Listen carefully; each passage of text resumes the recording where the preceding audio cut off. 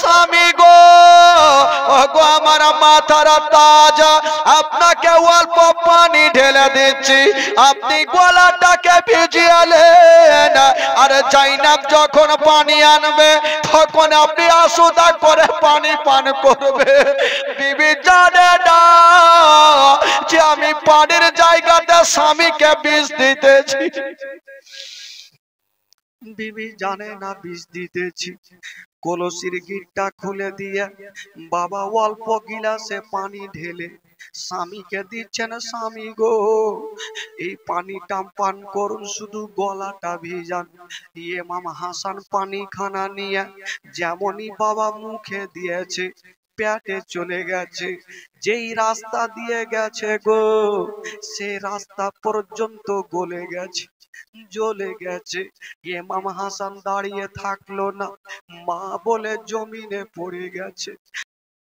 একদিন ইয়াজিদকে ডেকে বলছেন আমিরা মাবিয়া, ও বেটা ইয়াজিদ, আমি যেই গদিতে বসে আছি আমার ইন্তিকালের পর এই গদিতে ইমাম হাসানকে বসাবে, আর ইমাম হাসানের পারমিশন ছাড়া তুমি কোনো কাজ করিও না। বাবা গো, এই কথা বলে আমিরা মাবিয়া ইন্তিকাল করলেন। সকলে পড়ুন ইন্না লিল্লাহি ওয়া ইন্না ইলাইহি রাজিউন। আমিরা মাবিয়া দুনিয়া ছাড়লেন। এবার ইয়াজিদ ভাবছে যে গদিতে আমি বসবো, ঠিক আছে, কিন্তু আমি গদিতে বসে আর ওই ইমাম হাসানের পারমিশন নেব না। কিন্তু মদিনা শরীফে ইমাম হাসানকে সবাই মানত, ইয়াজিদকে কেউ মানতো না। তো আপনি ভালো করে জানেন যখন কেউ কাউকে মানবে না ও তো দুশ্মনী শুরু করবে। ইয়াজিদ ভাবলো যে ইমাম হাসানকে মানে তো ইমাম হাসানকে দুনিয়া থেকে সরিয়ে দিব। ইমাম হাসানকে যদি মারতে পারি তবে সবাই আমাকে মানবে, ইমাম হাসান থাকবে না, উনাকে মানবে না। কেমন করে মারবো? একজনকে মারা তো আর ছোটখাটো ব্যাপার না। একটা লোক ফিট করলো, যেই লোকটার নাম হচ্ছে মারওয়ান। কি নাম? মারওয়ান। ওই মারওয়ানকে বললো, মারওয়ান তোমাকে একটা কাজ করতে হবে। বলে কি কাজ? বলে যদি তুমি করে দিতে পারো এত টাকা দেবো, সারা জীবন বসে বসে খাবে, তোমার টাকা শেষ হবে না। মারওয়ান বলছো কি কাজ আগে বলো। বলে তোমাকে কি বলে ইমাম হাসানকে ছলে বলে মারতে হবে। মারওয়ান বললো বাপরে, তো বিশাল কাজ, মারবো কেমন করে? তো মারওয়ান চিন্তা ভাবনা করলো, দেখছি চেষ্টা করছি আমি মারার। তবে মারওয়ান একদিন রাস্তা ধরে চলে যাচ্ছেন, যেতে যেতে দেখছেন বন্ধুরা একটা বয়স্ক মা একটা গাছের তলাতে বসে বসে কান্দে। যে মেয়েটা বসেছিল গো, সে মেয়েটার নাম কি? কেতাবে লিখছেন যে মেয়েটা গাছের তলাতে বসেছিল ওই মেয়েটার নাম হইল মাইমুনা কুটনি। কারোর নাম থাকলে রাগিয়ে না, কেন মুশকিলে পড়ে যাবো। ওই মেয়েটার নাম কি বললাম? মাইমুনা কুটনি। গাছের তলাতে বসে বসে কান্দে। মারওয়ান পার্শ্বে গিয়ে দাঁড়িয়ে গেছেন। মা গো, মা তুমি কাঁদছো কেন মা? ওই মাইমুনা বলছেন, বেটারে দেখছো সবারই পাকা পাকা বাড়ি, আর আমার টাটি বাড়ি। টাকা না থাকার কারণে আমি পাকা বাড়ি দিতে পারি না। সুবহানাল্লাহ। তো মারওয়ান চিন্তা করলো এই মেয়েটাকে দিয়ে কাজ করাতে হবে, কারণ এই মেয়েটার টাকার একটা লোভ আছে, একে দিয়ে কাজ করাবো। তো মারওয়ান বলছেন, মা গো আচ্ছা বলো তুমি কি 2-3 তলা বিল্ডিং নিতে চাও? মাইমুনা বলছে ফ্রিতে পাইলে ফির কে ছাড়বে, নিব, কি করতে হবে বলো? বলছেন, মা গো যদি তুমি একটা কাজ করতে পারো তবে তোমাকে প্রচুর টাকা দেব। যেই টাকা এত দেব সারা জীবন বসে বসে খাবে, তোমার টাকা শেষ হবে না। ওই মাইমুনা বলছেন ওগো মারওয়ান আগে বলো তোমার কাজটা কি আছে। মারওয়ান বলছে না মা গো এই কি বলে ওই ইমাম হাসানকে যদি তুমি মারতে পারো তবে তোমাকে প্রচুর টাকা দেব। সুবহানাল্লাহ। মাইমুনা বলছেন ওরে বেটা মারওয়ান যা বলেছ আর তুমি বলিও না, কারণ ইমাম হাসানকে সবাই ভালোবাসে, আমি কোন মতে এত ভালো মানুষকে মারতে পারবো না। সুবহানাল্লাহ। আমি টাকার লোভে এত ভালো মানুষকে মারতে পারবো না। তো মারওয়ান বলল এক কাজ করো, তোমাকে একটা রাত মাস সময় দিলাম, তুমি বাড়িতে গিয়ে আগে আলোচনা করো, মানে বুঝা সুঝা করো, যদি তুমি মারতে চাও কালকে আবার এখানে এসে দেখা করো, ঠিক আছে। ওই মেয়েটা বাড়ি চলে গেছেন, বিছানাতে শুয়ে আছে আর চতুর্দিকে টাটি টাটি বাড়ি দেখছেন। মাইমুনা চিন্তা করলেন ইয়া তো ভারী কাজ, কেমন করে করব, অন্য জন যদি হয়তো করে দিতাম, কিন্তু নবী বংশের ছেলে ইমাম হাসান এত সুন্দর লোক, ওই ইমাম হাসানকে আমি মারবো কি করে। সুবহানাল্লাহ। মাইমুনা তবুও ভাবলো যা হবে হোক না কেন টাকাওয়ালি হইতে হবে, টাকার লোভ আছে, টাকাওয়ালি হবো, ইমাম হাসানকে মারবোই মারবো, যেমন করে হোক মারবো। তো ওই মারওয়ান কি বলে মাইমুনা সকাল বেলাতে আবার ওই গাছের তলাতে বসে আছেন। মারওয়ান এসে বলছেন মাগো ডিসিশন বলো। মাইমুনা বলছেন বেটা রে আমি তোমার কথা মেনে গেলাম, তবে টাকা তোমাকে দিতে হবে। মারওয়ান বলছেন মা গো তুমি চিন্তা করো না, তুমি কাজটা করে দাও, হিয়া তো তোমাকে টাকা দেব, সারা জীবন বসে বসে খাবে, তোমার টাকা শেষ হবে না। তবে বেরাদার ওই মাইমুনা এই কথা বলে বাড়ি চলে গেল, মারওয়ানও চলে গেছে।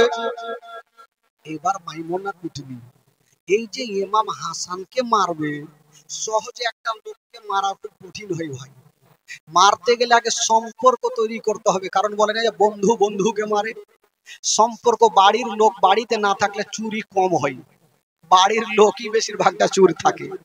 তো মাইমুনা চিন্তা করলো আমি যে মারবো ইমাম হাসানকে, তো আগে ইমাম হাসানের বিবি জায়েদার সঙ্গে আমাকে সম্পর্ক বানাতে হবে।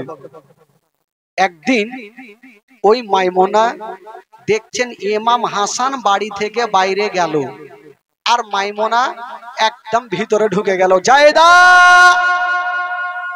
জায়েদা চিন্তা করছে মেয়েটাকে চিনি না জানি না, আমার নাম বা কেন ধরে ডাকছি।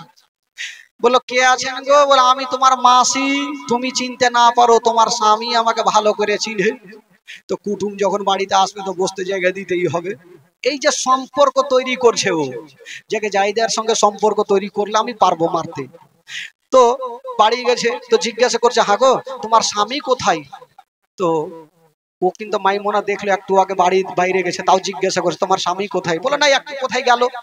বলে আচ্ছা অনেকদিন থেকে দেখা হয়নি, তোমার স্বামী কি খেতে ভালোবাসে তাই আনতেও পারলাম না, আর জানিও না কি খেতে ভালোবাসে বলো তো।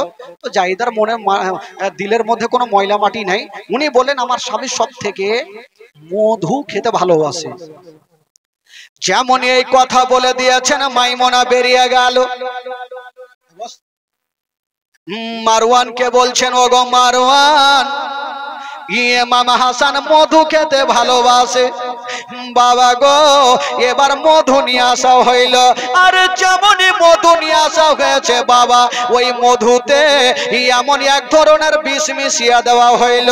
বাবা গো যেমনই বিষ মিশিয়ে দিয়েছেন ওই মধুর রং হয় লাল, এমন বিষ দিয়েছেন বাবা ওই মধুখানা জামের মতো কালো হয়ে গেল। মারওয়ান মাইমুনা বলছেন ওগো মারওয়ান যদি জায়েদা জিজ্ঞাসা করে মধুর রং হয় লাল, কালো কেন হইল? তখন আমি কি বলবো?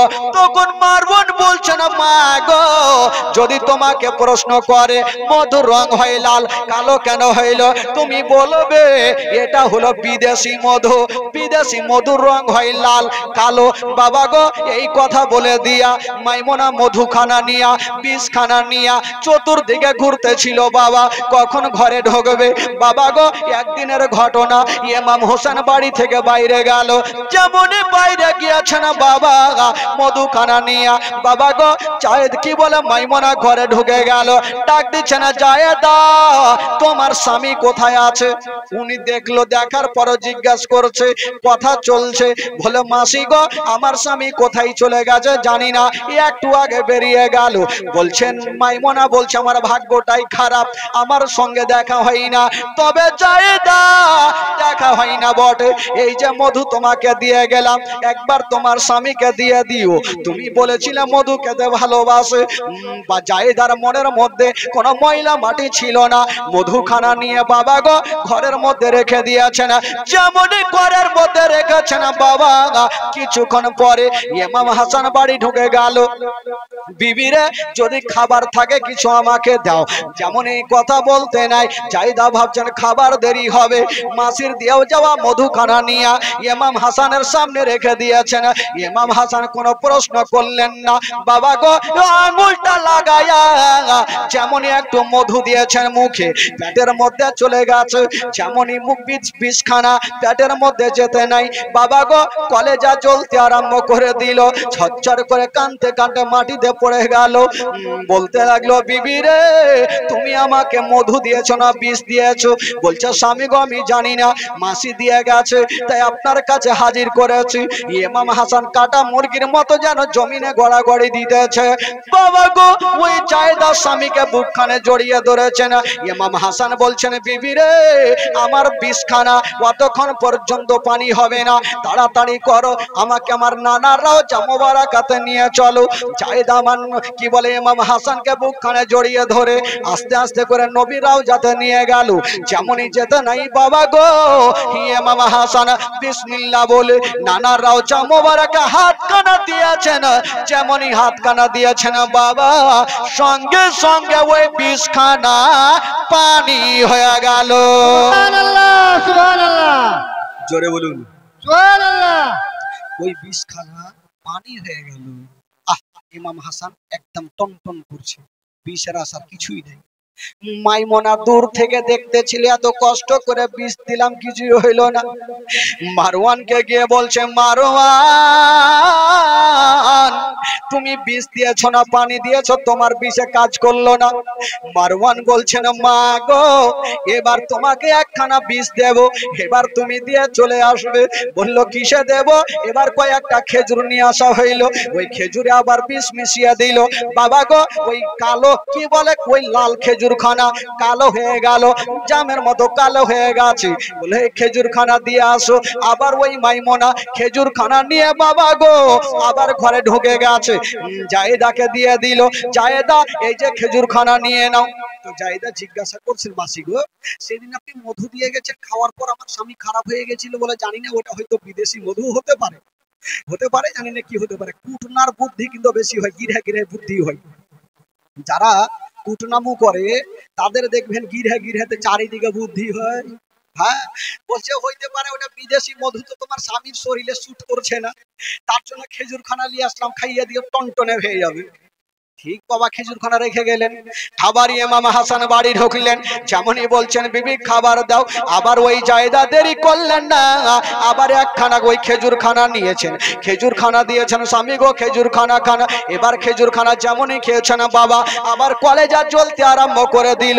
বলছেন, বিবি রে জানি না কে এমন বিষ মিশিয়ে দিয়েছে, মনে হয় খেজুরে বিষ হয়ে গেছে রে, আমার কলেজা জ্বলছে, আমাকে নিয়ে চলো। বাবা গো এবার সঙ্গে সঙ্গে জাহেদা বুকখানে ভরে নিয়ে ইমাম হাসানকে নিয়ে গেল। আবার নানা রওজা মোবারকে হাতখানা দিয়েছেন বাবা, যেমনই হাত দিতে নাই সঙ্গে সঙ্গে ওই বিষখানা পানি হয়ে গেল। সুবহানাল্লাহ, সুবহানাল্লাহ, আল্লাহু আকবার। ইয়া আলী জিন্দাবাদ জিন্দাবাদ জিন্দাবাদ। বেশ কয়েকবার বিষ দিয়েছে, 5 থেকে 7 বার বিষ দেওয়া হয়েছে।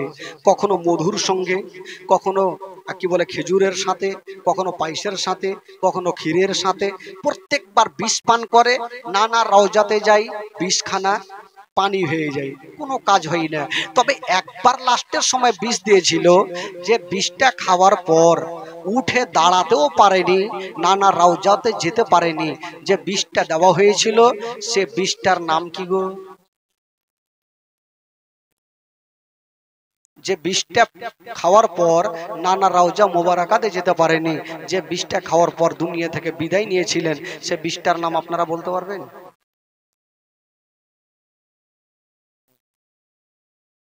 মনে নেই? জীবনী তো বহু শুনেছেন, সাতটারির মাটিতে জীবনী প্রচুর হয়েছে। এগুলা সহজ কথা মনে থাকে না, লাঠি খেলা দিকে ফের খুবই থাকে, ওইদিকে মারাত্মক, কিন্তু এগুলো ভালো কথা মনে থাকবে না। যে বিষটা দেওয়া হয়েছিল সে বিষটার নাম হইল হীরক চূর্ণ জহর, হীরার গুঁড়া। বুঝতে পারলেন কি নাম বললাম? হীরক চূর্ণ জহর। যেটা দেখবেন কাঁচের দোকানে যাবে, আপনাদের সাতটারির মাটিতে কাঁচের দোকান আছে গো? আছে। কাঁচের দোকানে দেখবেন ওই কাঁচগুলাকে কোনো হ্যাকশোতে, কোনো আড়িতে ফাড়ে। কিসে ফাড়ে জানেন? একটা পেন্সিল আছে, রুল, ওই রুলের আগালে হীরা লাগা থাকে, একবার টেনে দিলে কাঁচ পর্যন্ত ফেড়ে যায়। তো বলুন তো, ওই হীরা যদি কাঁচ পর্যন্ত ফেড়ে দিতে পারে, যদি প্যাটে যায় তাহলে কি হতে পারে? ইমাম হাসানের বিবি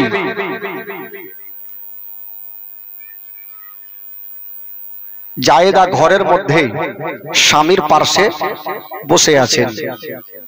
তবে ইমাম হাসান তার ছোট্ট ভাই হোসাইনকে বলেছিল, ভাই হোসাইন, আমি যে কটা দিন বাঁচবো আমি অন্য জায়গাতে থাকবো না ভাই, আমি তোমার ঘরে একটু আরাম করব। ইমাম হোসাইন বলেছিল, দাদা আপনি হচ্ছেন আমার বড় দাদা, আপনি আমার বাড়িতে থাকবেন, এতে বলার কি আছে? আপনি যতদিন পারবেন আপনি আমার বাড়িতে থাকেন।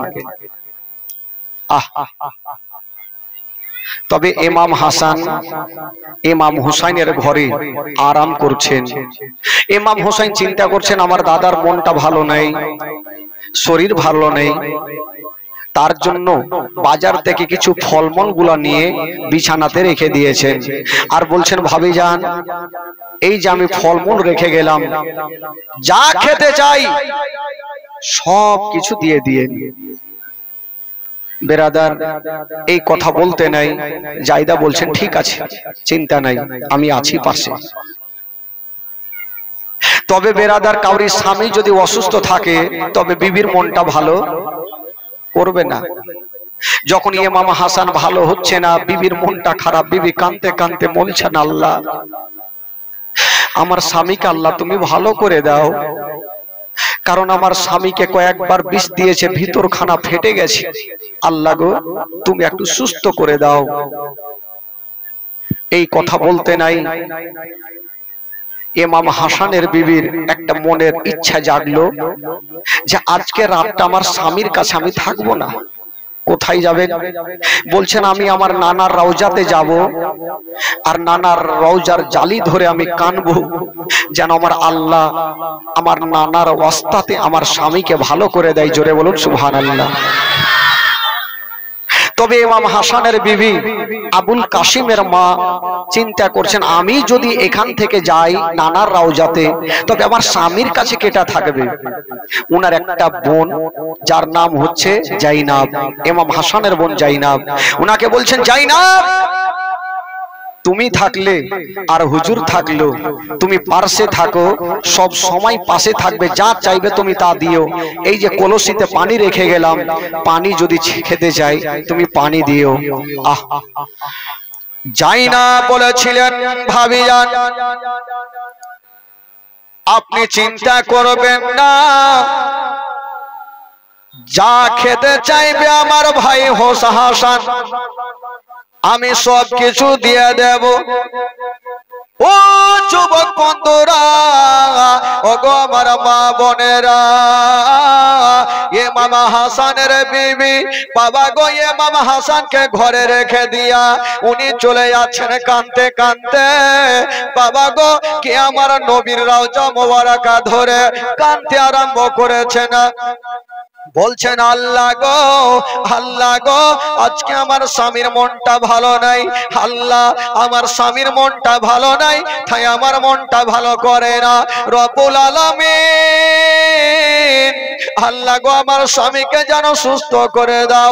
বাবা গো দোয়া করছেন বন্ধুরা, আর ওইদিকে ইমাম হাসান যেন বাবা বিছানায় শুয়ে আছেন, জাইনাব একদিকে বসে আছেন। ও যুবক বন্ধুরা, জাইনাব দেখছেন আল্লাহ হুজুর যখন ঘুমিয়ে গেছে তবে আমি আর জেগে থাকবো না, আমি একটু ঘুমিয়ে যাই। জানে না যদিও ঘুমিয়ে যাই ওই মুহূর্তে ওই মিডিল জায়গাতে কোন এমন নবীর দুশমন বিষটা মিশিয়ে দেবে। ও যুবক বন্ধুরা, ও গো আমার মা বোনেরা, জাইনাব দেখছেন হুজুর যখন ঘুমিয়ে গেছে আমি ওর জেগে থাকবো না, আমি একটু ঘুমিয়ে যাই। জাইনাব পার্শ্বে ঘুমিয়ে গেছে, ইমাম হাসান ঘুমিয়ে গেছে, আর ওই মিডিল জায়গাতে কোন এমন নবীর দুশমন হীরার গুঁড়া নিয়া হীরক চূর্ণ জহর নিয়া বাবা গো যেন ঘরে ঢুকে গেল। যেমনই ঘরে ঢুকেছেন মা ওই বিষখানা নিয়া বাবা গো কিসে দেওয়া যাবে, ওই নবীর দুশমন ভাবছেন এই বিষখানা কোনো ভাতে দেওয়া যাবে না, এই বিষখানা কোনো তরকারিতে দেওয়া যাবে না, জেনে যেতে পারে। কোথায় দিবে? বিষখানা নিয়ে ঘোরাঘুরি করছেন ঘরে, দেখছেন ইমাম হাসান ঘুমিয়ে গেছেন আর জাইনাবও পার্শ্বে ঘুমিয়ে গেছেন। বিষের বড়িখানা নিয়ে দুশমন ঘুরছে, কিসে দেবে? কিন্তু বেরাদারে একটা পানির কলসি রাখা ছিল, যেই কলসিতে ইমাম হাসানের বিবি বাবা গো 7টা গিরহা দিয়ে বেঁধেছিল। যদি কোন দুশমন এই গিরহাগুলা খুলে তবে হয়তো ধরা পড়ে যাবে। আর জাইনাবকে বলেছিল, জাইনাব রে, যদি আমার স্বামী পানি চাই তুমি সেখান থেকে দিও। কলসিতে পানি রেখে উনি স্বামীর জন্য ডুগরে ডুগরে নবীর রওজাতে কাঁদছে। এইদিকে ইমাম হাসান ঘুমিয়ে আছে, জাইনাব ঘুমিয়ে আছে, আর নবীর দুশমন ওই কলসি খানা দেখে নিল। যেমনই কলসি কাটা দেখে নিয়েছেন মা ওই হীরার গোড়া কেমন করে কলসির মধ্যে দেবেন বন্ধুরা। নবীর দুশমন ভাবছে যদি আমি গিরহাগুলা খুলে দিই তবে হয়তো জেনে যেতে পারে, গিরহা খোলা যাবে না। তবে পানির মধ্যে কেমন করে বিষটা দেব? মনের একটা প্রশ্ন জাগলো, যে গামছাতে যে কাপড়ে ওই কলসির মুখটা বাঁধা ছিল ওই বিষখানা নিয়ে ওই বাবা কাপড়ের ওপরে ঘুষতে আরম্ভ করেছে। যেমনই ঘুষেছেন মা টুকরো টুকরো ধুলো ধুলো হয়ে ওই বিষখানা যেন পানিতে মিশে গেল, গিরহা খুলতে হইল না। যেমনই পানিতে মিশে গেছে ওই নবীর দুশমন পানিতে বিষটা দিয়ে যেমনই বের হতে যাবে দুটা পায়ে একটু টাচ হয়ে গেল আর ইমাম হাসানের ঘুমটা ভেঙে গেল। যেমনই ঘুমটা ভেঙে গেল ইমাম হাসান কাঁদছে আর বলছেন, বহিন জাইনাব রে, তাড়াতাড়ি করে উঠে যাও বহিন। জাইনাব চট করে উঠে গেল। হুজুর ব্যাপার কি? আপনি কেন কাঁদছেন? কি এমন হলো বলুন। ইমাম হাসান বলছে, বহিন আমি আজকে একটা স্বপ্ন দেখলাম, যেই স্বপ্ন দেখে আমার ঘুমটা ভেঙে গেল। বলছে কি স্বপ্ন? বলছেন বহিন পরে বলবো, আগে আমার কলেজা খানা শুকিয়ে গেছে, আমার আত্মা খানা শুকিয়ে গেছে।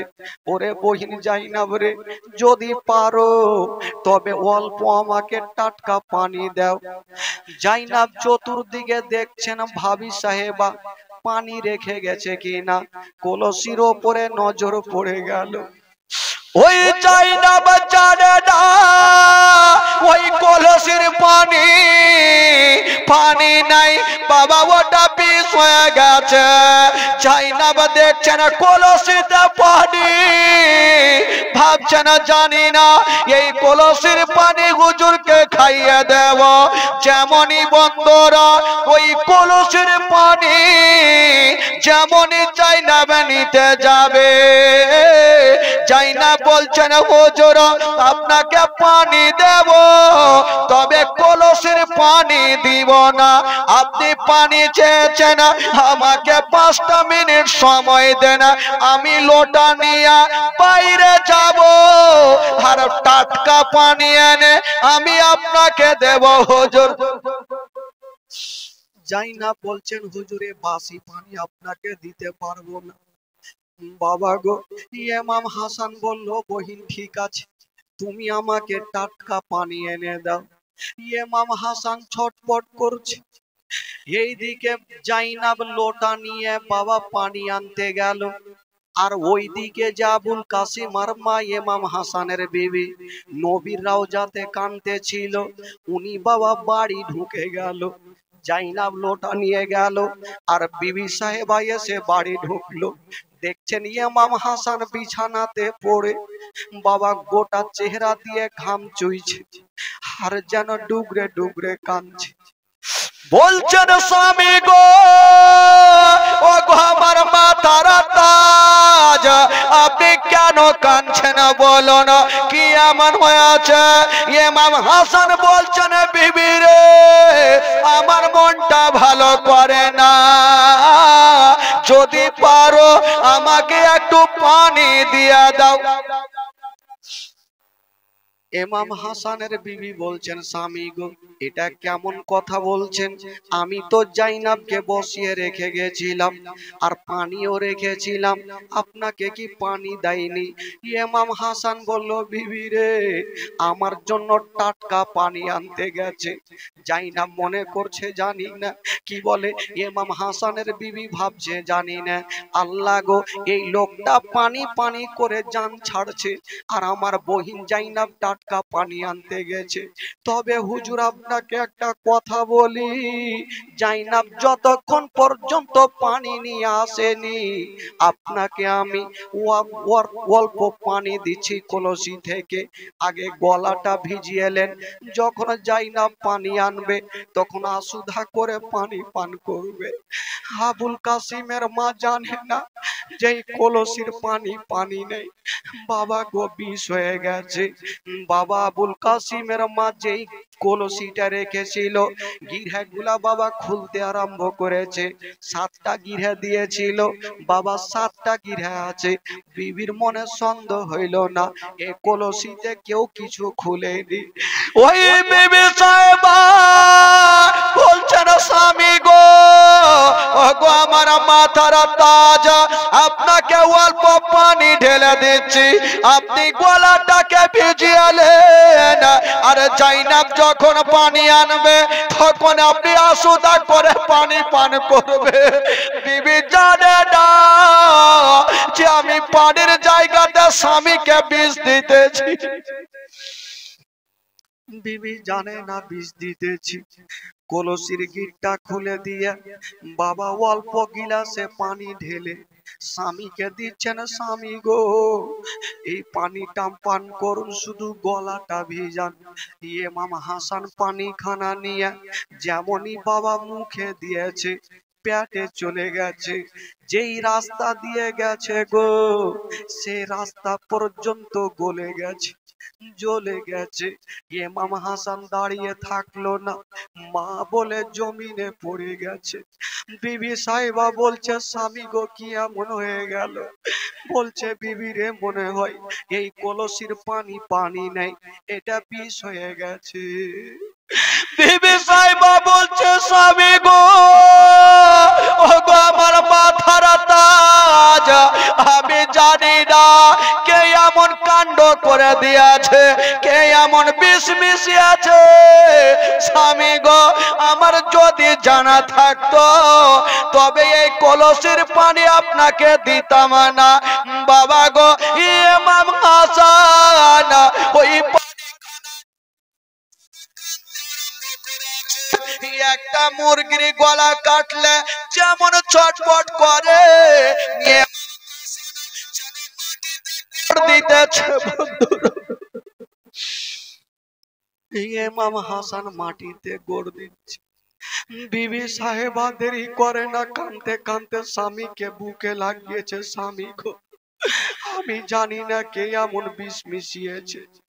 স্বামী স্ত্রীতে কথা চলছে আর জাইনাব টাটকা পানি নিয়ে যেন ঘরে ঢুকে গেল। এসে বলছেন ভাবি সাহেবা কি হয়েছে বলো। হুজুর কেন ছটপট করে কাঁদছে? বলতে লাগলো জাইনাব রে, তুমিও ঘুমিয়েছিলে আর হুজুর ঘুমিয়েছিল। এই কলসিতে কে এমন বিষ মিশিয়ে দিয়েছে, আমি অল্প পানি হুজুরকে খাইয়ে দিয়েছি। জাইনাব মাথায় হাত দিয়েছেন, আল্লাহ জানি না হুজুর যখন ঘুমিয়েছিল আমি একটু ঘুমিয়ে গেছিলাম, তার মধ্যেখানে কে এমন বিষ মিশিয়ে দিয়েছে আমিও জানি না বাবা গো। এইদিকে জাইনাব কান্দে আর একদিকে যেন ওই বিবি আবুল কাসিমের মা কান্দে আর ইমাম হাসান যেন মাটিতে গড়াগড়ি দিচ্ছে। ইমাম হাসান গড়াগড়ি দিচ্ছে, মনে হচ্ছে বমি বমি ভাব লাগছে। জাইনাব মনে করছেন আল্লাহ হুজুরকে আমি বমি মাটিতে করতে দিব না। ঘরে দৌড়িয়ে গেল আর একখানা থালা এনে ইমাম হাসানের সামনে রাখলো। হুজুর আপনি মাটিতে বমি করবেন না, আপনি থালাতে বমি করুন। ইমাম হাসান বমি করছে কিন্তু ভাত বেরিয়ে আসে না, শুধু মুখ থেকে পানি বের হচ্ছে। জাইনাব মনে করছেন আল্লাহ আমি একবার দেখি হুজুর বমি করে কিন্তু কেন ভাত আসে না, খাবার আসে না। লক্ষ্য করে দেখছেন থালার দিকে, ওই থালাতে ভাত নেই, খাবার নেই। পানিতে লক্ষ্য করে দেখছে কলেজা টুকরো টুকরো হয়ে ওই পানির মধ্যে ভাসতেছে। যার কলেজা টুকরো টুকরো হয়ে পানিতে ভাসে, বলুন তার ভিতর খানা কি হতে পারে? জাইনাব মুখে কথা বললেন না, ঘরের কোনাতে বসে বসে কাঁদছে। আবুল কাসিমের মা বলছে জাইনাব রে, তুমি থালা দেখে কেন কাঁদতে লাগলে বলো? বলছেন ভাবি সাহেবা একবার তুমিও দেখো, তুমিও দিল থামতে পারবে না।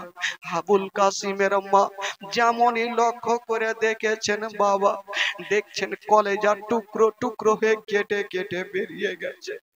পানিতে কলেজার টুকরো টুকরো পানিতে ভাসছে। বাবা গো, আবুল কাসিমের মা স্বামীকে জড়িয়ে ধরেছে। স্বামী গো, ও গো আমার মাথার তাজ, জানি না আপনার এমন কি অবস্থা হবে। ইমাম হাসান বলেছিলেন বিবি রে, আমার সময় হয়ে গেছে, হয়তো আমি আর বেশিক্ষণ থাকবো না। ইমাম হাসান নিজের একটা বেটাকে ডাক দিচ্ছেন আবুল কাসিমকে, ওরে বেটা আবুল কাসিম দেরি করো না, তোমার চাচা হোসেনকে একবার আমার কাছে ডাকো। আবুল কাসিম কাঁদতে কাঁদতে চাচার সামনে দাঁড়িয়ে গেল। চাচা গো, দেরি করিয়েন না চাচা, তাড়াতাড়ি করে বাড়ি চলুন চাচা, আমার আব্বার মনটা ভালো নেই, ছটফট করে কাঁদছে। দাদার কথা শোনা মাত্র ইমাম হোসেন সমস্ত কামকে ছেড়ে দিয়া ছুটে গেল। যেমনই যেতে নাই, কাটা মুরগির মতো ইমাম হাসান মাটিতে গড়াগড়ি দিচ্ছে। কথা বলবেন, ইমাম হাসান যেমনই গড়াগড়ি দিচ্ছেন, ইমাম হোসেন টেনে বুকে জড়িয়েছে। দাদা গো দাদা, তুমি কাঁদছো কেন বলো, কারণটা কি হয়েছে? ইমাম হাসান বলল, ভাই রে, আমি এই যে কলসির পানি পান করেছিলাম, বলি আমার কলেজা খানা জ্বলে যাচ্ছে। ইমাম হোসেন বলল, দাদা চিন্তা করবে না, তুমি পানি পান করেছো, আমিও কলসির পানি পান করব, আমিও কলসির পানি পান করব। ইমাম হোসেন কলসি খানা নিয়ে আছে হাতে, শুধু পানি পান করার জন্য। ইমাম হাসান ভাবছেন, আল্লাহ, আমার ভাই হোসেন যদি পানি পান করে, উনারও কলেজা খানা জ্বলে যাবে, আমি পানি পান করতে দেব না। ইমাম হাসান উঠে গেল আর ভাইয়ের হাতে একটা বাড়ি মেরে দিল।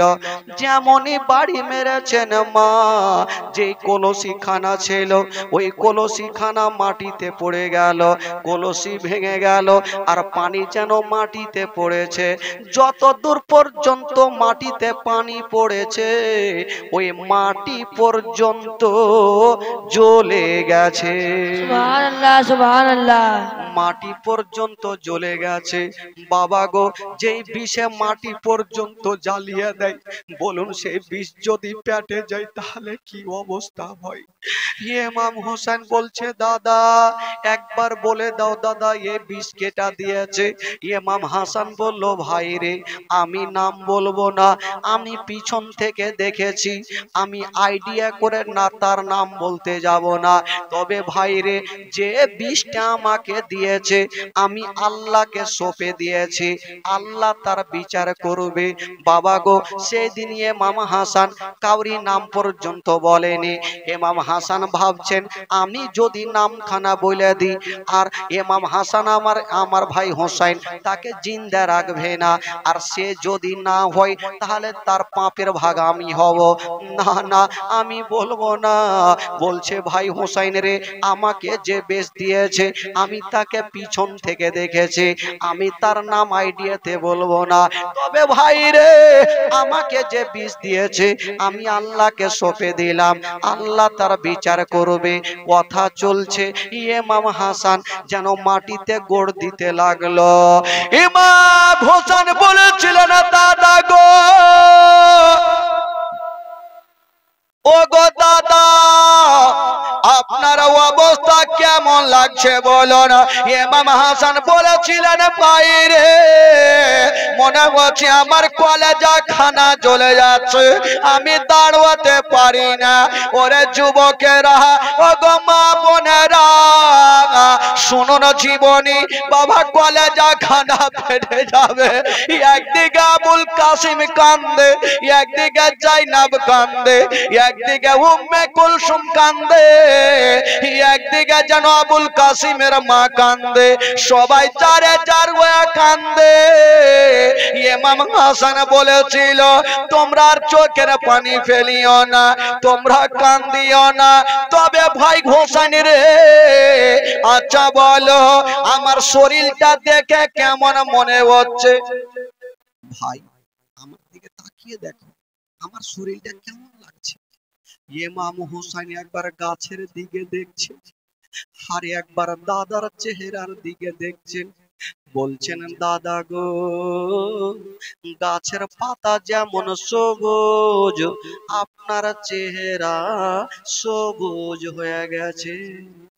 ইমাম হাসান বলেছিল, ভাই হোসেন, তাহলে আমি আর বেশিক্ষণ বাঁচব না। বলল, কেন?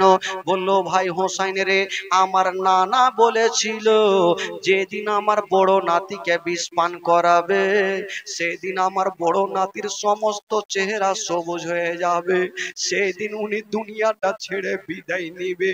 ভাই হোসেন রে, আমার আর সময় নাই রে ভাই, আমাকে তোমরা খুশি মনে বিদায় দাও। ভাব কথা চলছে বাগো, আবুল কাসিম বাপের হাত কানা ধরেছে। আব্বা, আব্বা গো, তুমি মরণের কথা বলিও না, কারণ যার বাবা নাই তারা দুনিয়াতে কিছুই নাই। আব্বা, আপনি মরণের কথা বলিও না।